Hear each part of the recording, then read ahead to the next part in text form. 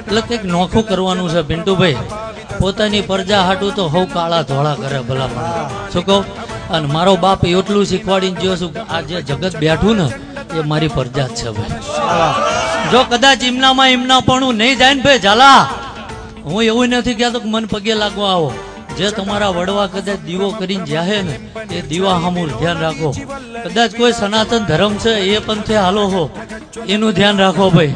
અને કદાચ કોઈ આઈના કદાચ પગમાં બેઠા હો તો એ મર્યાદા જાળવી રાખો ભાઈ.